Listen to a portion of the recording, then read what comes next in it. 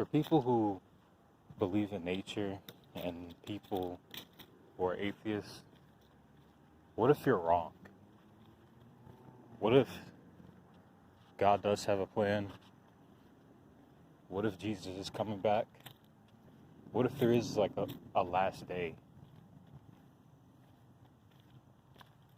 And the world as we know it will be no more. What if that's true?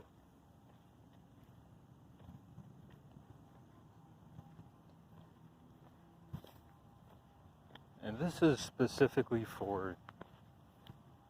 this is really a response to Severage's video, even though this is long overdue. But after examining my thoughts and reflecting on the past, because for a while I was sort of an atheist, and I had these weird ideas of how people should behave and live. But I think it's mostly bullshit.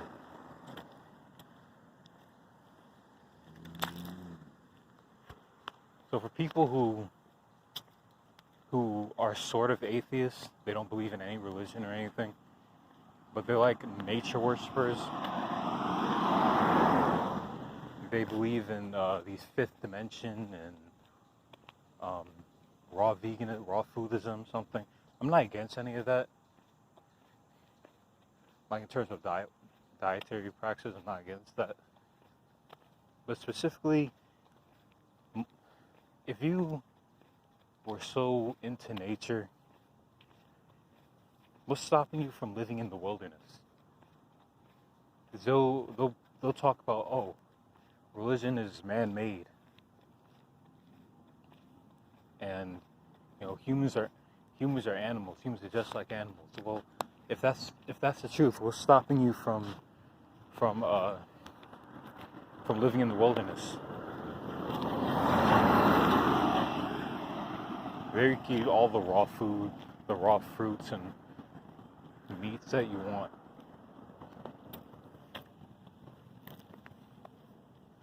If that's your way of escaping this matrix. But there's a reason why we don't do that. There's a reason why we don't do that. It's uncomfortable.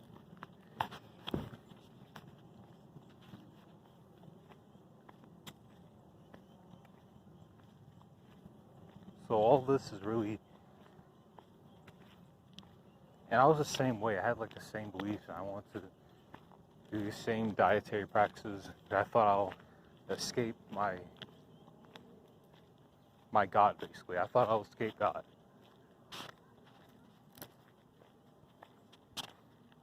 But there really is no escape.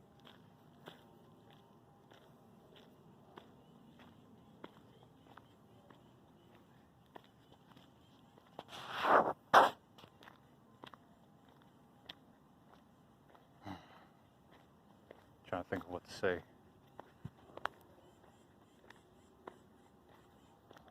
What if you're wrong? And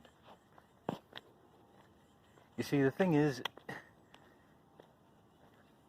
once you understand the what ifs, like what if you're wrong about atheism, or what if you're wrong about religion, and if you're an atheist, what if you're wrong about religion? Oh, and the Christians and Muslims are right. Then you go to hell.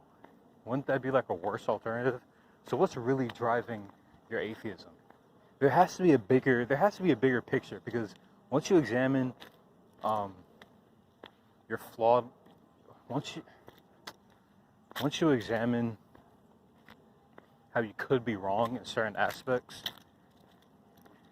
like let's use some probability. For all you atheists that are really good at science and math. Okay, maybe probability isn't the best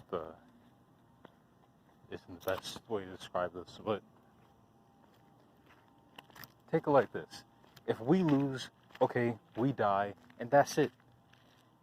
If people who believe in religion lose, they just, that's just it for them. But if you lose, well, you're going to have to face eternal damnation, gnashing of the teeth. So because of this, there has to be a bigger drive for why people are atheists. I'm starting to realize this now.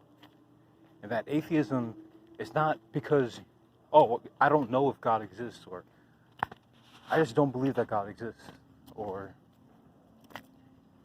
we're just like animals. We're supposed to live like them and not live by man-made rules. But I don't think it's because of that. I think you have a rebellious nature. You're horrified or traumatized some way. Maybe not even traumatized. Maybe it's just a straight up demon or something like that. Maybe you're just rebellious and mischievous. And that's what's driving your atheism.